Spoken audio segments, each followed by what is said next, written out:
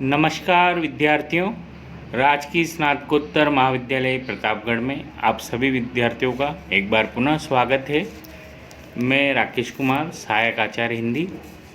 आज साहित्य की इस पढ़ने और पढ़ाने की प्रक्रिया में हम चर्चा करेंगे आधुनिक युग के अंतर्गत द्विवेदी युग की काव्य की विशेषताएं। हिंदी कविता को रीतिकालीन प्रवृत्तियों से पूर्णतः मुक्त कर उसे आधुनिक कालीन प्रवृत्तियों से जोड़ने का श्रेय आचार्य महावीर प्रसाद द्विवेदी को दिया जाता है। उन्होंने कविता को जड़ता से प्रगति और रूढ़िवादिता से स्वच्छंदता की ओर उन्मुख किया।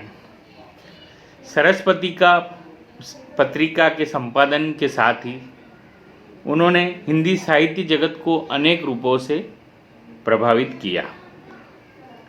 द्विवेदी युग की महती उपलब्धि है कि खड़ी बोली को काव्य भाषा के पद पर प्रतिष्ठित कर देना।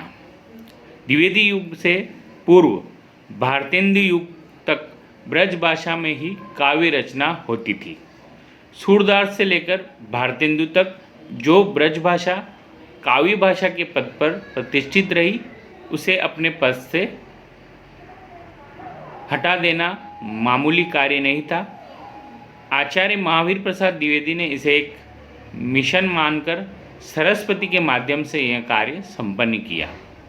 खड़ी बोली हिंदी काव्य भाषा के लिए पूर्णतः उपयुक्त है, इस बात पर उन्होंने बल दिया।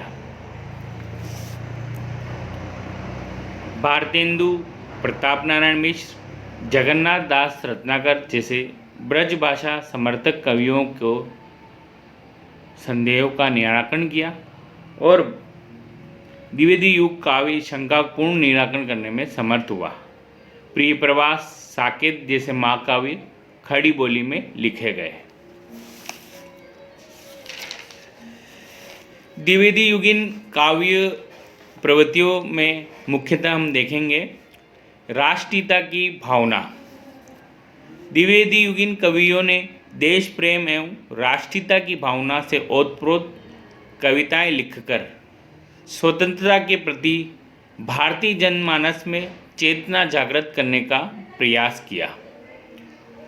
गया प्रसाद शुक्ल स्नेही देशभक्ति एवं राष्ट्रीयता का स्वर विद्यमान है और वे लिखते हैं, जिसको न निज गौरव तथा निज देश का अभिमान है, वह नर नहीं पशु नीरा है और मृतक समान है। नाथूराम शर्मा शंकर लिखते हैं, देशभक्त वीरों मरने से नेक नहीं डरना होगा, प्राणों का बलिदान देश की वेदी पर करना होगा। भारतेंदु युग में लिखी जाने वाली राज प्रशस्तियाँ द्विवेदी युग में दिखाई नहीं पड़ती है। मैत्रीशरण गुप्त ने काव्य में राष्ट्रीय भावना का स्वर प्रखर किया। भारत भारती को देशभक्तिपूर्ण कविताओं के कारण ही अंग्रेज सरकार ने प्रतिबंधित किया था। इस युग की दूसरी जो विशेषता रही है इतिवृत्तात्मकता। रीतिकालीन कविता में मुक्तक शैली की प्रधानता थी, जो श्रृंगारी रचनाओं के लिए सर्वाधिक उपयुक्त मानी गई। यही मुक्तक शैली भारतेंदु युगीन कविताओं में भी प्रयुक्त होती रही। द्विवेदी युग में आकर श्रृंगार पर अंकुश सा लग गया। मुक्तक रचनाएं में कमी आई। इतिवृत्त यानी कथा पर अधिक बल दिया जाने लगा और प्रबंधात्मक रचनाएं परिमाण से अधिक लिखी जाने लगी। इसमें मैत्रीशरण गुप्त की रचनाएं साकेत, जयद्रथवध, पंचवटी, यशोधरा, द्वापर आदि प्रबंध काव्य हम इस रूप में देख सकते हैं। अयोध्या सिंह उपाध्याय ने प्रिय प्रवास, वैदेही, वनवास में इतिवृत्तात्मकता का परिचय दिया। राम नरेश त्रिपाठी कृत मिलन, पथिक, स्वप्न काल्पनिक कथायुक्त खंडकाव्य भी लिखे गए हैं। आदर्शवाद एवं नैतिकता। महावीर प्रसाद द्विवेदी काव्य में आदर्श एवं नैतिकता के प्रबल पक्षधर थे। उन्होंने निराला द्वारा रचित जूही की कली नामक कविता को सरस्वती में प्रकाशित करने से इनकार कर दिया। ये आरोप लगाया कि उसमें अश्लीलता है। प्रेम और श्रृंगार की वैसी उक्तियाँ जो रीतिकाल में दिखाई देती है, द्विवेदी युगीन कविता में रंच मात्र नहीं मिलती। द्विवेदी युग में आकर यहाँ नैतिकता और आदर्श का आलंबन राधा कृष्ण श्रृंगार के आलंबन में बदल जाता है। प्रिय प्रवास की राधा लोक सेविका एवं समाज से सरोकार रखने वाली आदर्श नारी दिखाई देती है। प्रकृति चित्रण द्विवेदी युग में रीतिकालीन परिपाटी पर प्रकृति चित्रण नहीं हुआ। श्रीधर पाठक, गुप्त जी, अयोध्या सिंह उपाध्याय काव्य में प्रकृति के रम्य झांकी उपलब्ध देखी जा सकती है। काश्मीर सुषमा का मनमोहक चित्रण हरिओद ने अपने महाकाव्य प्रिय प्रवास में प्रकृति की मनोहारी छटा अंकित की है।